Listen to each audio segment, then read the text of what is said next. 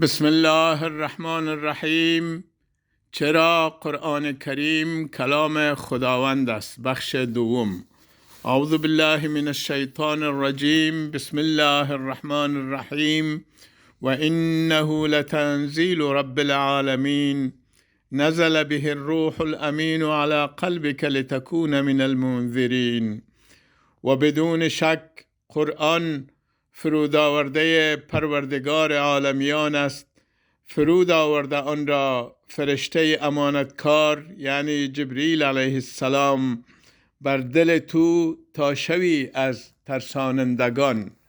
دوستان عزیز، ما در بخش اول این مبحث خود اعترافات دو تن از بزرگان قریش را که در فصاحت و بلاغت نظیر نداشتند و بسیار افراد برجسته و رجال نامی قوم خود به شمار می آمدند ذکر کردیم که اونها عبارت بودند از عتبه ابن ربیعه و ولید ابن مغیره که اعتراف کردند با وجود از اینکه با کفر خود پابند باقی ماندند، اعتراف کردند در نزد قوم خود که قرآن کلام بشر نیست، کلام خداوند است. و همین قسم براتان اخبار قرآن کریم را که در مورد ابو لهب و زنش ام جمیل بود براتان تذکر دادیم و براتان گفتیم که پروردگار متعال در سوره مبارکه المدثر، در سوره مبارکه المسد ببخشین، ایرا بر ما با قاطعیت خبر داد که ابو لهب و زنش ام جمیل دوزخی هستند و اونها نتوانستن یک صحنه سازی کرده و این خبر غیبی را تکذیب کنند و ابو لهب ظاهرا مسلمان شود. این کار کرده نتوانستن و ابو لهب و زنش با کفر و با شرک از دنیا رفتند و به ترتیب وقتی که مشرکین دیدند که ابو لهب و زنش ام جمیل با شرک از دنیا رفتند و خبری که قرآن با قاطعیت او را اعلان کرده بود صحیح برآمد، بسیاری ها مسلمان شدند.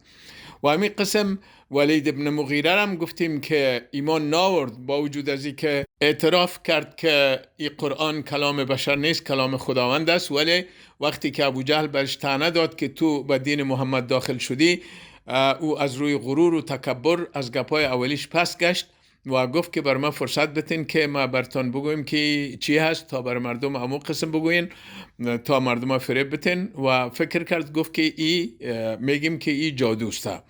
در مورد ولید ابن مغیره هم امو قسمی که در مورد ابو لهب و زنش ام جمیل قرآن خبر داد که اینها دوزخی هستند و امو قسم شد اینها تا ابو لهب تا 11-12 سال دیگه زنده بود و هرگز نتانست نه او نه قریش یک صحنه سازی کنند و به ظاهر ابو لهب اعلان مسلمانی کنه و این قرآن را، این سوره مبارکه قرآنی را تکذیب کنه و در نتیجه دعوت رسول اکرم صلی الله علیه وسلم را در نطفه خنثی بسازه. این کار کرده نتانست و همین قسم ولید ابن مغیره وقتی که از گپای اصلی خود، از اعترافات اصلی خود پس گشت، در مورد از او هم آیات متبرکه نازل شد که ما او آیات حال بر شما میخوانیم و برتان ترجمه میکنیم و شما میبینین که در اینجا هم قرآن کریم با قاطعیت و صراحت میگه که ولید ابن مغیره از دوزخی هاست و همو قسم میشه و ولید ابن مغیره که بعد از نزول این آیات سالها زنده بود با شرک از دنیا میره و مسلمان نمیشه و این یک غیبگویی دیگه قرآن کریم است. اعوذ بالله من الشیطان الرجیم. بسم الله الرحمن الرحیم. ذرنی و من خلقت وحیدا، بگذار مرا با کسی که او را مجرد از همه چیز آفریدم، یعنی هیچ چیز نداشت و یا یگانه پدر و مادر خود بود که همی ولید ابن مغیره است. و جعلت له مالا ممدودا، و دادم او را مال فراوان و بنین شهودا، و پسران حاضر در مجلس با او که در هر مجلس با او می بودن و او با وجود از اونا به کثرتشان افتخار می کرد. و مهدت له تمهیدا، و آماده کردم برای او اسباب جاه و ثروت آماده کردنی، یعنی برش دارایی و ثروت فراوان دادم. ثم یطمع ان ازیده، باز تمام میکند که زیاده دهم او را، یعنی مال و دارایی بیشتر میخواهد و با کفر خود و عناد خود ادامه میده. کلا انه کان لآیاتنا عنیدا، هرگز نه، هر آینه او به آیاتهای ما بسیار معاند است، یعنی با آیات ما بسیار دشمنی می‌ورزد. سأرهقه صعودا، زود است که مجبورش بسازم به بالا شدن بر بلندی بزرگ، که امو یک کوه در دوزخ است که بعدا در تفسیرش ما براتون شرح میتیم. انه فکر و قدر، هر آینه او فکر کرد که چی طعنه زند، یعنی بر قرآن طعنه بزنه. فقتل کیف قدر، و اندازه کرد پس کشته شود چگونه اندازه کرد. ثم قتل کیف قدر، باز کشته شود چگونه اندازه کرد. ثم نظر، پس نظر کرد. ثم عبس و بصر، باز روی ترش کرد و پیشانی در هم کشید. ثم ادبر، باز پشت گردانید. و استکبر، و تکبر کرد. فقال ان هذا الا سحر یؤثر، پس گفت نیست این قرآن مگر جادویی است که نقل کرده می شود از ساحران. ان هذا الا قول البشر، نیست این قرآن مگر کلام بشر. سأصلیه سقر، زود است که بیندازم او را در دوزخ، در آتش. در اینجا میبینیم که در امی آیت 26 پروردگار متعال با قاطعیت میگه که ولید ابن مغیره را در دوزخ مندازم.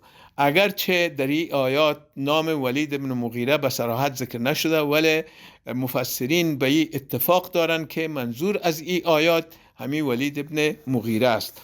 و در تفسیر ای که ای را پروردگار میگه که به زودی مجبورش میسازم به بالا شدن بر بلندی بزرگ، در تفسیر کابلی میگه که برآمدن بر بلندی بزرگ و گرفتار شدن در سخت‌ترین مصائب پیشروی اوست. در بعض روایات است که صعود کوهی است در دوزخ که کافر را همیشه بر آن بالا میکنند و پایان میاندازند، این هم یک نوع عذاب است. تنبیه، ولید یک بار به خدمت آن حضرت صلی الله علیه وسلم حاضر شد. پیغمبر قرآن کریم را با او تلاوت کردند. نامبرده قدری متاثر گردید. قریش از این واقعه مضطرب شدند که اگر ولید مسلمان شد خرابی زیاد واقع می شود. خلاصه مردم جمع شدند و در باب آن حضرت صلی الله علیه وسلم مذاکره کردند. کسی گفت شاعر است، کسی گفت کاهن است. ولید گفت من در شعر گویی مهارت زیادی دارم و سخنان کاهنان را شنیدم، اما قرآن نه شعر است و نه کهانت. در این اثنا ابوجهل او را اغوا نمود. پس از آن مردم از او پرسیدند که رأی تو چیست؟ گفت کمی فکر میکنم. بالاخره چین بر جبین زده گفت چیزی نیست مگر جادوست که از اهل بابل نقل شده می آید. حالان که قبلا قرآن را شنیده گفته بود که این نه سحر است و نه هرزه سرایی کدام دیوانه، بلکه کلام خداست، مگر محض برای خوش ساختن برادران خود حالا چنین سخن گفت.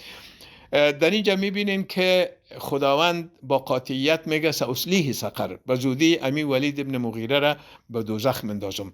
اینجا هم برای ولید ابن مغیره فرصت بود که امی پیشگویی، امی غیبگویی قرآن را با یک عمل ساختگی خود، با یک تظاهر ابطال کنه، به این شکل که امو قسمی که ابو لهب را در موردش گفتیم که میتونه صحنه سازی کنه و ظاهرا بگه که اینما ایمان آوردم اشهد ان لا اله الا الله و اشهد ان محمد رسول الله، و با مردم بگه که سوره مسد المسد که در اون میگه که ابو لهب و زنش دوزخی هستند این دروغ است، پس دعوت محمد و رسالتش کلش دروغ است. این کارا میتونست بکنه اما نتونست کرده، یعنی همین امکان برش وجود داشت که همین کارا بکنه. اگر این کلام بشر می بود همین امکان برش وجود داشت، ولی چون کلام خداوند است بنابراین این هرگز نمیتونست، چون پروردگار خبر داده بود که این ابو لهب و زنش کافر هستند و دوزخی هستند. وقتی که پروردگار خبر داده بود پس ناممکن بود که اینها مسلمان شوند و در لجن کفر و شرک به حدی فرو رفته بودند که حتی تظاهر به اسلام هم کردن نمیتونستند. و همین قسم در مورد ولید ابن مغیره هم همین آیات که خواندیم در اینجا هم گرچه نامش ذکر نشده ولی پروردگار به صراحت میگه که سأصلیه سقر. بعد از اینکه اول اعتراف کرد که قرآن کلام خداست و باز با غرور و تکبر از گپ قبلی خود پس گشت و گفت که بر من فرصت بتین که یک فکر بکنم و بگم که قرآن چیست، و فکر کرد باز گفت که بر مردم میگیم که این جادوست. در مورد از این هم پروردگار با صراحت و قاطعیت گفت که این دوزخی است. این هم بعد از نزول همین آیات مبارکه سالها زنده بود و این نتانست که مثل ابولهب نتانست که یک صحنه سازی کنه و ظاهرا مسلمان شوه و دعوت رسول اکرم صلی الله علیه وسلم و رسالتش را و قرآن را عملا تکذیب کنه. این وقتی که این کار نتانست، ابولهب هم نتانست و این دو غیبگویی قرآن کریم 100% درست از آب در آمد. با دیدن این حالات بسیاری از مشرکین ایمان آوردن، چون فهمیدن که این قسم پیشگویی را، این قسم اخبار از غیب را انسان نمیتونه. اگر انسان این قسم خبر میداد، اگر حضرت محمد خودش یا شخص دیگه خبر میداد، در اون صورت امکان از این وجود داشت که ابولهب و زنش تظاهر به اسلام کنن یا ولید ابن مغیره تظاهر به اسلام کنه و به این ترتیب می دعوت رسالت را از امو ابتدای شکن بسازن. اما وقتی که نتانستن، پس این کلام ذاتی است که میدانست که اینها هرگز ایمان نمیارن. و همچنان ما به شما در بخش اول یک خبر دادن قرآن کریم از غیب را که در رابطه با جنگ دو امپراتوری بزرگ او وقت یعنی روم و فارس بود به شکل مجمل بیان کردیم. حالا به شکل مفصلتر براتون این موضوع را تشریح میکنیم و همچنان تفسیرش از تفسیر مبارک کابلی گوش میکنیم. اما قسمی که در بخش اول شرح دادیم یا به شکل اجمال بیان کردیم، در او وقت دو امپراتوری بود. در وقتی که از بعثت رسول اکرم صلی الله علیه وسلم هنوز 5 سال میگذشت، جنگی در بین این دو امپراتوری فارس و روم که همیشه با هم در جنگ بودن، جنگی در سال 614 میلادی به وقوع پیوست. در این جنگ رومی ها شکست سخت خوردند و تمام مناطق خود را تقریبا از دست دادند و یک منطقه بسیار کوچک به دستشان باقی ماند و هیچ آثار و قرینه و علامه دیده نمی شد که در آینده رومی ها بتانند این شکست خود را جبران کنند و دوباره بر فارسی ها غلبه حاصل کنند. اما قرآن کریم با قاطعیت بر مسلمان ها مژده داد که در چند سال آینده که همو از 3 سال تا 9 سال در بر میگیره، امپراتوری روم بر امپراتوری فارس دوباره غلبه حاصل میکنه و این مژده را بر مسلمان ها داد که مسلمان ها سخت غمگین بودند. از یک طرف تحت شکنجه و آزار و اذیت و کشتار قریش قرار داشتند و از طرف دیگه این امپراتوری روم یعنی رومی هایی که اهل کتاب بودند و از دیدگاه عقیده به مسلمان ها نزدیک به شمار می آمدند، اینها شکست خوردند و فارسی ها بر ازنا فارسی ها که مشرک بودند، آتش پرست بودند، بر اهل کتاب غالب شدند. در اینجا مشرکین مکه بسیار شادمانی ها می کردند و با مسلمان ها طعنه می دادند و می گفتند که همون قسمی که برادرای فارسی ما برادرای رومی شما را، برادرای اهل کتاب رومی شما را شکست دادن، ما هم شما را شکست میتیم. بر از اینا همیشه طعنه میدادند و مسلمان ها در اینجا بسیار غمگین بودند و اما پروردگار متعال بر از اینا گفت که در سوره مبارکه الروم برشان با قاطعیت خبر داد که درست است که حال رومی ها شکست خوردن، ولی در چند سال آینده اینا دوباره پیروز میشن بر فارسی ها. و همون قسمی که در بخش اول گفتیم هیچ گونه نشانه و قرینه از این دیده نمیشد که رومی ها دوباره بر فارسی ها غلبه حاصل کنن، ولی این وعده پروردگار متعال بود و اخبارش از غیب بود که تحقق پذیرفت. پس بیاین این آیات متبرکه را در سوره مبارکه الروم که در آغاز این سوره مبارکه قرار داره با هم تلاوت کنیم و ترجمهش بشنویم و همین قسم تفسیرش. پروردگار متعال می فرماید: اعوذ بالله من الشیطان الرجیم، بسم الله الرحمن الرحیم. الف لام میم غلبت الروم فی ادنى الارض و هم من بعد غلبهم سیغلبون فی بضع سنین. مغلوب شدند رومیان در نزدیکترین زمین، یعنی در نزدیکترین منطقه با مکه مکرمه، و ایشان بعد از این مغلوب شدن ان قریب غالب خواهند شد در چند سال. لله الامر من قبل و من بعد. خدای راست امر یا فرمان پیش از این و پس از این. و یومئذ یفرح المؤمنون بنصر الله ینصر من یشاء و هو العزیز الرحیم.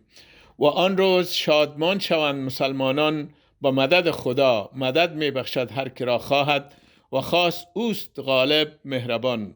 وعد الله، وعده از طرف خداوند، لا یخلف الله وعده ولکن اکثر الناس لا یعلمون. خداوند خلاف نمی کند وعده خود را، ولیکن بیشترین مردمان نمی دانند. حال تفسیر این آیات متبرکه را از تفسیر کابلی که معتبرترین تفسیر فارسی است از جلد 5 که تبع افغانستان است و تبع دوم در افغانستان است بر شما تقدیم میکنیم.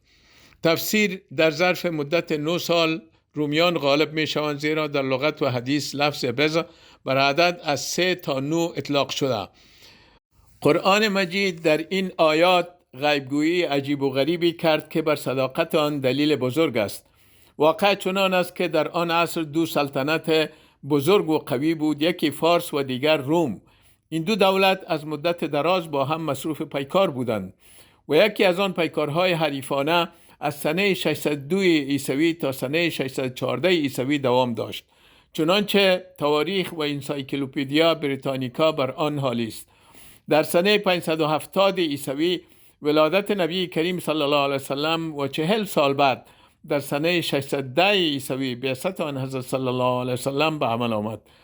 خبرهای جنگ روم و فارس دائما به اهل مکه می رسید. در همین دوران علاوه بر اخبار جنگ، دعوای نبوت رسول کریم صلی الله علیه وسلم و تحریک اسلامی برای اهالی مکه سبب دلچسپی مخصوصی گردید. مشرکین مکه مجوسان آتش پرست فارس را مذهباً به خود نزدیکتر می دانستند و نصارای روم از سببی که اهل کتاب بودند برادران مسلمانان و یا اقلاً دوستان قریب آنها قرار داده می شدند. چون از غلبه فارس خبر می رسید، مشرکین مکه خوش می شدند و آن را در مقابل مسلمانان یک فال غلبه خود می گرفتند و توقعات خوبی برای آینده خود می نمودند. مسلمانان نیز طبعا آزرده می شدند که اگر عیسویان اهل کتاب از طرف مجوس آتش پرست مغلوب شوند، مبادا آنها هدف شماتت مشرکین واقع شوند. بالاخره بعد از سنه 614 عیسوی، هنگامی که از ولادت نبوی به حساب قمری تقریباً 45 سال و از بعثت 5 سال گذشته بود، در عهد خسرو پرویز کیخسرو ثانی عسکر فارس بر دولت روم شکست مهلک و فیصله کنی وارد آورد، چنانچه شام و مصر و آسیای صغیر و غیره را رومی ها از دست دادند و عسکر ایرانی هرقل قیصر روم را چنان زیر فشار آورد که او مجبوراً به قسطنطنیه پناه برد. حتی دارالسلطنه رومی ها هم به خطر افتاد. اسقف های بزرگ یا قتل و یا اسیر شدند و فاتحین ایرانی مقدسترین صلیب نصارا را از بیت المقدس ربودند. در اثر آن اقتدار قیصر روم به کلی به خاک برابر گردید و ظاهراً هیچ صورت باقی نماند که روم دوباره قوت بگیرد و از تسلط فارس رهایی یابد. از مشاهده این حالات مشرکین مکه شادمانی ها کردند و به ایذا و آزار مسلمانان پرداختند و آرزوهای بزرگ به دماغ خود پرورانیدند. حتی بعض مشرکین به ابوبکر صدیق رضی الله عنه گفتند که امروز برادران ما ایرانیان برادران شما رومیان را محو و نابود کردند، ما هم شما را همین طور مستاصل خواهیم کرد. در آن وقت قرآن عظیم الشأن برخلاف سلسله اسباب ظاهری اعلان عمومی نمود که بیشک در این سال رومی ها از دست فارسی ها مغلوب شدند، لیکن در ظرف 9 سال باز آنها غالب و منصور می شوند. بر اساس این غیبگویی حضرت ابوبکر صدیق رضی الله عنه با بعض مشرکین شرط بست. تا آن وقت چنین شرط بستن حرام نشده بود. شرط بست که اگر تا این قدر سال رومی ها غالب نشدند 300 شتر به تو خواهم داد، ورنه همین تعداد شتر باید تو به من بدهی. حضرت ابوبکر اول برای خود موعد بزسینین را کمتر مقرر کرده بود، سپس به ارشاد نبی کریم صلی الله علیه وسلم بر مدلول لغوی بزه یعنی تا 9 سال معاهده قرار یافت. در این حین هرقل قیصر روم تصمیم گرفت که اقتدار زائل شده را دوباره به دست آورد و نظر کرد که اگر الله تعالی مرا بر فارس پیروز گرداند از همس به ایلیا یعنی بیت المقدس پیاده سفر میکنم. قدرت خدای توانا را ببینید که مطابق خبر قرآن مجید در داخل موعد 9 سال یعنی بعد از مرور 1 سال از هجرت، در روز بدر که از فضل و یاری خدای متعال مسلمانان بر مشرکین فتح و نصرت نمایان حاصل نموده شادمانی ها می کردند، از شنیدن این خبر که خدای تعالی رومیان اهل کتاب را نیز بر مجوسیان ایران مظفر و منصور فرموده است بیشتر مسرور شدند و ضمناً به مشرکین مکه خذلان و خسران مزید نصیب شد. بسیاری مردم از مشاهده صداقت این خبر محیر العقول قرآن ایمان آوردند و حضرت ابوبکر صدیق 100 شتر از مشرکین مکه گرفت و آن حضرت صلی الله علیه و سلم در باب آنها حکم صدقه داد. بله دوستای عزیز، این 3 واقعه خبر دادن از غیب بود که قرآن کریم اینها را به می شکل خبر داد و به مو شکلی که قرآن کریم گفته بود واقع شد و یک سر مو هم فرق نداشت. این وقایع به می تفصیلش در سیرت ها موجود است، در احادیث رسول اکرم صلی الله علیه وسلم موجود است، در تفاسیر موجود هستند. کل از این وقایع به می شکل بیان شده. اما ملحدین مکار افغانی و ایرانی وقتی که علیه اسلام سمپاشی میکنن، علیه قرآن کریم بد و رد میگن، از این وقایع چشم پوشی میکنن و به اصطلاح مردم خدا به کوچه حسن چپ میزنن. برای چی؟ برای که اگر اینها این وقایع را بیان کنن در اون وقت مشتشان باز و رسوا میشن. برای که مردم از اینا میپرسن که اگر این کلام خدا نیست، کلام بشر است، چه قسم میتونه یک بشر با این قاطعیت از وقایع خبر بده که 100% به مو شکلی که میگه به مو شکل واقع شود؟ در تاریخ اتو واقع نشده. ممکن است بعضی از دجالا و فالبین ها چیزهایی بگوین، قسمی که در بخش اولم گفته بودیم از 1000 گپشان 1 گپشان صحیح نمیبرایه، اما چیزهایی را که قرآن کریم خبر داده ما به می تفصیلش برتان گفتیم و با دلایل برتان گفتیم که به مو شکلی که قرآن کریم گفته بود به مو شکل واقع شد. پس این خودش نشان میده که قرآن کلام الهی است، کلام بشر نیست. و اما این هیاهوها، تهمتها، دروغها، افتراعات و بهتانهایی که ملحدین حقیر و بیسواد افغانی و ایرانی علیه قرآن کریم ای آفتاب تابان الهی براه انداختن، ای جای را نمیگیره. شاعری میگه مهتاب که نور پاک دارد، از بانگ سگان چه باک دارد. مخصوصا هیاهوهای یک ملحد بسیار حقیر و بسیار بیسواد و بسیار ذلیل افغانی، یعنی همو استاد بزرگ خود ما و شما پروفیسور پوپنک شفیع عیار که میگه ما از قرآن 1000 غلطی میکشم. و باز ما وقتی که از هر ویدیوی کثیف و نجس و پلیدش 10 غلطی را کشیده بر رویش میزنیم، این نمیتونه، جرأت نمیکنه که از این غلطی های خود دفاع کنه. خدا به کوچه حسن چپ میزنه و تیر خدا میاره. و با آن که ما برازی کورس های اکابر برش دایر میکنیم، برش تلقین میکنیم، برش بار بار یاد میتیم که اینی کلمه را اتو بخوان، این قسم صحیح است. به هر حال چون منسوب به افغانستان است، بینی مردم افغانستان برید از این قدر بیسوادی خود، برش این کورس ها را دایر کردیم و غلطی هایش را تصحیح میکنیم، اما باز هم به مو غلطی خود روان است، به مو شکل غلط که میخوانه. قصه ازی مثل قصه یک نطاق است که میگن در زمان ظاهرشاه یا داود خان در رادیو افغانستان یا رادیو کابل بوده. صدای خوب داشته ولی مثل همی پروفسور پوپنک ما بیسواد بوده. از این سبب در پهلوش یک آدم با سواد میشاندن تا ای که هر کلمه را که او غلط میخوانه یا جمله را که غلط میخوانه، این آدم او را یک تنگه کنه، یک چوندی بگیره و اشاره کنه که کلمه را یا جمله را غلط خواندی، ای را تصحیح کو، صحیح بخوان. میگنی یک دفعه عبارت وزارت زراعت و آبیاری را وزارت زراعت و آبیاری تلفظ کرده بود. یادمی که در پهلوی ششته بود ای را تنگه کرده بود، اشاره کرده بود که غلط خواندی به شرف، صحیح بخوان. ای باز به می شکل یا به یک عبارت دیگه به شکل دیگه خوانده بود، بازم غلط خوانده بود. باز ایره اشاره کرده بود که غلط خواندی، درست بخوان. دفعه سوم وقتی که برش اشاره کرده بود، این آدم ابی نطاق ور خطا شده بر مردم گفته بود که شنوندگان عزیز، من این جمله را برتون غلط خواندم، اینا باز برتون غلط میخوانم. این پروفسور پوپنک ما هم همین قسم است. بار بار وقتی که ما غلطی هایش تصحیح کرده میریم برش میگیم که ایتو بخوان، چون دیش میگیریم و تونگیش میکنیم، باز هم همون قسمی که غلط میخواند همون قسم میخوانه.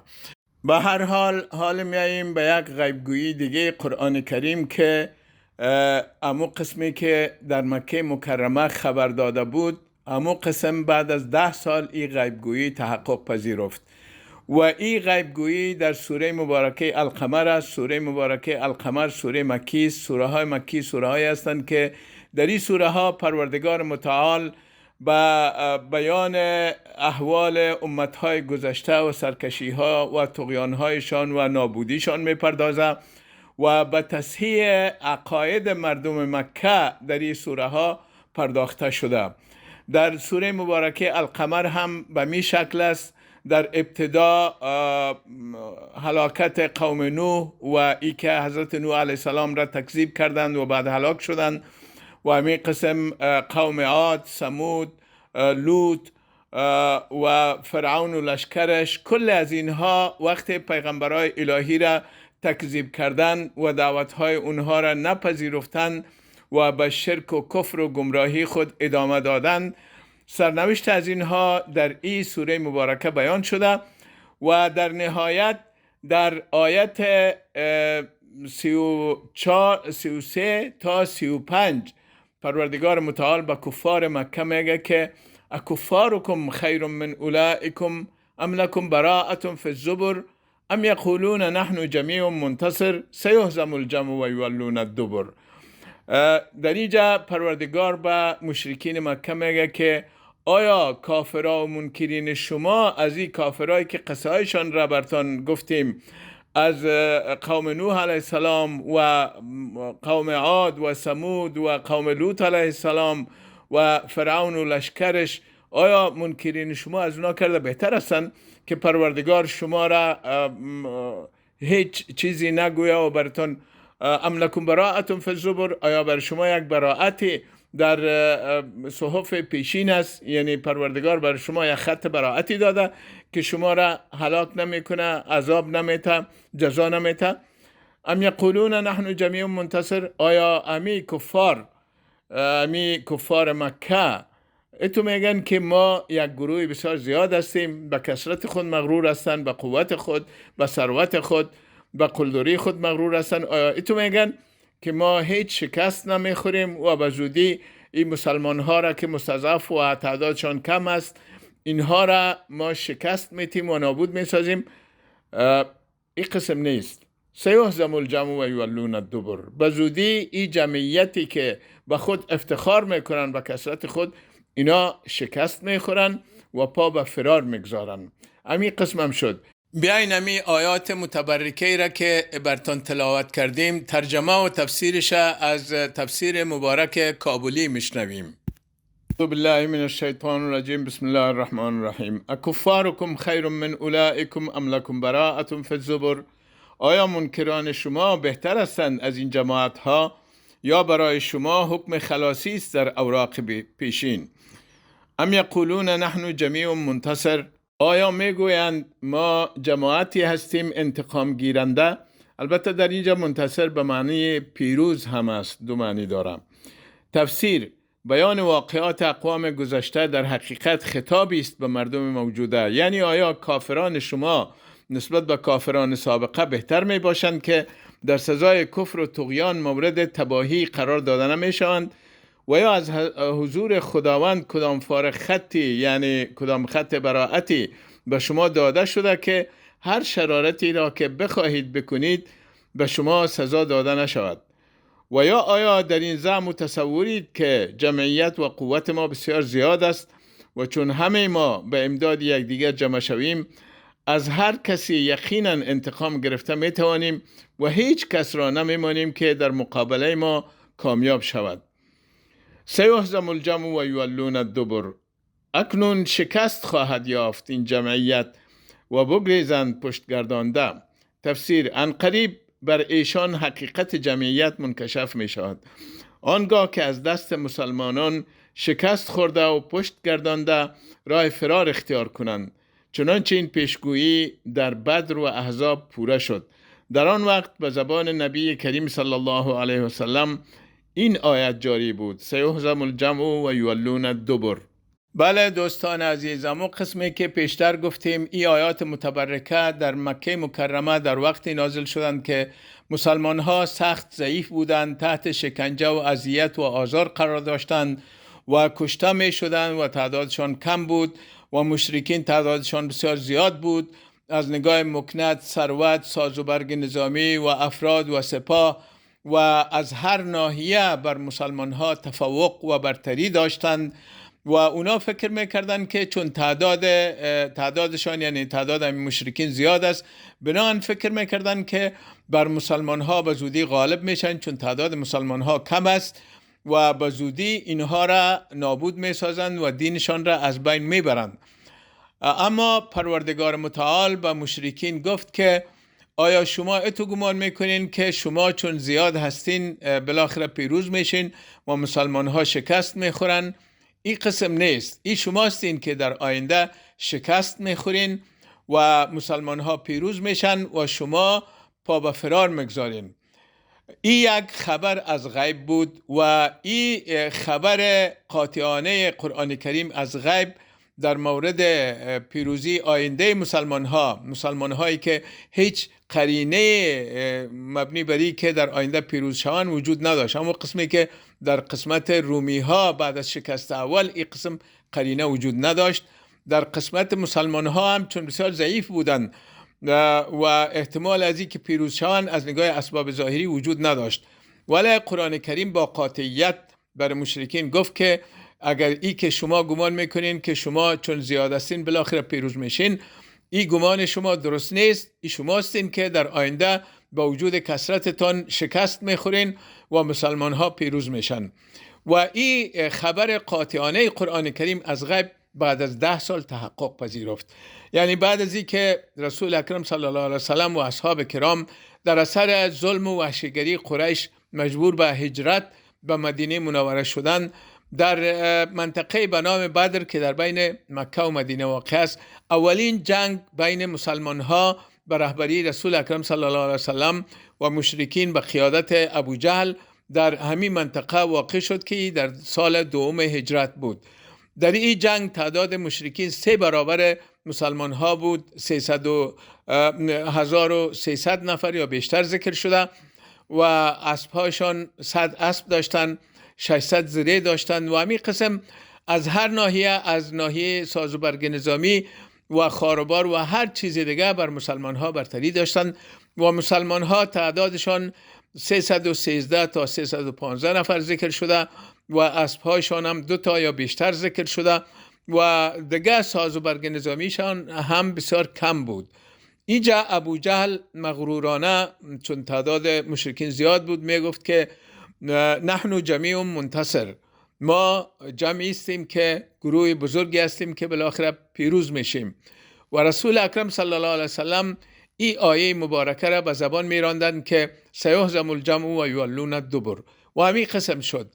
مسلمان ها بر مشرکین پیروزی شایان، پیروزی بزرگ حاصل کردند و تعداد زیادی از مشرکین کشته شدند. ابو جهل کشته شد و باقی مانده پا به فرار گذاشتند و به این ترتیب یک خبر قاطعانه دیگه قرآن کریم از غیب متحقق شد و این ثابت شد که این قرآن کلام پروردگار متعال است. حالا یک موضوع دیگه هم که در سوره مبارکه القصص آمده و این هم از غیب خبر میته برتان تشریح میکنیم و این موضوع در آیت 85 سوره مبارکه القصص است و او به این ترتیب است که زمانی که رسول اکرم صلی الله علیه وسلم و اصحاب کرام مجبور به هجرت از مکه مکرمه به مدینه منوره شدن در اثر ظلم و وحشیگری قریش، حضرت رسول اکرم صلی الله علیه وسلم با حضرت ابوبکر صدیق یار اول خود هجرت کردند. در مسیر خود به طرف مدینه منوره در یک منطقه به نام الجحفه راهی را دیدند که به طرف مکه مکرمه می رفت. در اینجا یاد وطن به دل مبارک رسول اکرم صلی الله علیه وسلم زنده شد و حضرت جبرائیل علیه السلام برای تسلی رسول اکرم صلی الله علیه وسلم نازل شد و این آیه مبارکه را به رسول اکرم صلی الله علیه وسلم تلاوت کرد. ان الذی فرض علیک القرآن لرادک الی معاد. یعنی بدون شک پروردگاری که بر تو قرآن را نازل کرده تو را دوباره به وطنت باز میگردانم. ما برای شرح و تفسیر این آیه مبارکه به تفسیر کابلی باز هم رجوع میکنیم. جلد 4 سوره مبارکه القصص آیت 85. در اینجا پیش از این که این تفسیر ما و شما بخوانیم یک جمله معترضه میگم و اویی که آن از هموطنای ما که میخواهند ترجمه ها و معانی قرآن کریم را و تفسیرش درست بفهمند و برای از این موضوع میخواهند به تفاسیر رجوع کنند، به تفاسیر فارسی. بهترین تفسیر برشان امی تفسیر کابلی است که توسط علمای افغانستان از یک تفسیر به زبان اردو که یکی از علمای بزرگ هندوستان او را نوشته کرده ترجمه شده، بسیار خوب ترجمه شده و به تفاسیر ایرانی و ترجمه های ایرانی مراجعه نکنن، برای اینکه آخوندهای ایرانی بسیار زیاد دروغ میگن در این کتابایشان، بسیار زیاد مطالبی را نوشته میکنن که با عقیده اهل سنت و جماعت بسیار زیاد تفاوت داره و دروغ هم است بسیاری از گپای از اینا. به هر حال ما آل برتان تفسیر ای آیه مبارکه را از تفسیر کابلی میخوانیم. تفسیر پیشتر والعاقبة للمتقین فرمود که مر پرهیزگاران را سرانجام نیک است، یعنی در آخرت. چنانکه در فوق معلوم گردید اکنون خاطر نشان می نماید که در دنیا هم فتح آخرین از همین مردم می باشد. ببین که امروز از جور و ستم کفار به تنگ آمده به ترک مکه مجبور شده ای، مگر آن خدایی که تو را پیغمبر ساخت و کتابی چون قرآن به تو عطا فرمود یقینا تو را با فوز و کامرانی فوق‌العاده واپس بدان جای خواهد آورد. حضرت شاه صاحب رحمت الله علیه می نویسد این آیت در هنگام هجرت نازل شده و با آن حضرت صلی الله علیه و سلم تسلی داده شد که باز به مکه بر می گردی. بنابراین آن حضرت صلی الله علیه و سلم با مظفریت و منصوریت تمام به مکه آمد.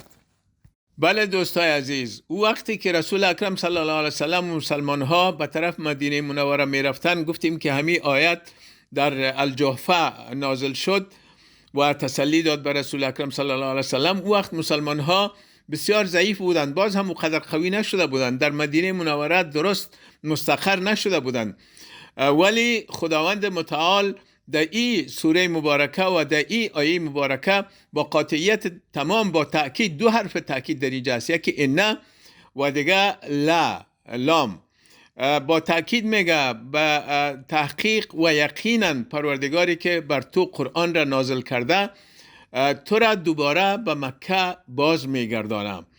و این خودش یکی از معجزات قرآن و یکی از دلایل این مطلب است که قرآن کریم کلام پروردگار است، کلام بشر نیست. برای که در حالات از آینده خبر میده که در اون حالات هیچ تصور از این نمیره که امو قسم یک واقع شوه ولی واقع میشه. پروردگار به رسول کریم صلی الله علیه وسلم میگه که تو که حال به یاد وطن تفتیدی، به زودی ما تو را به وطنت پس میگردانیم. همون بود که در فتح مکه رسول اکرم صلی الله علیه وسلم بعد از در سال 8 هجرت به مکه مکرمه با مسلمان ها رفتند و مکه را فتح کردند و به وطن خود بازگشتند. و به این ترتیب یک غیبگویی دیگه قرآن کریم هم تحقق پذیرفت. یعنی این به این معنی است که قرآن کریم کلام پروردگاری است که غیب میدانه و برای که بنده هاش بدانند که کلام خود اوست، این قسم غیبگویی ها را کرده تا ای که با دیدن این حالات مردم یقین کنند. کسایی که عقل دارن مثل ملحدین مکار افغانی و ایرانی بیعقل هم نیستند، مکار هم نیستند، وجدان خودم زیر پا نماندن. کسایی که حتی در علوم شرعی وارد هم نباشند، در علوم اسلامی امی تفسیر کابلی را تنها بخوانن، امی آیاتی را که ما خواندیم امینا را بخوانن، میدانن که این کلام الهی است و این دروغ بافی های ملحدین مکار افغانی و ایرانی و دیگه ملحدین در طول تاریخ جای را نگرفته، حالی هم جای را نمیگیره. شما را به خداوند کریم و رحیم میسپاریم تا برنامه دیگه. خدا حافظتان.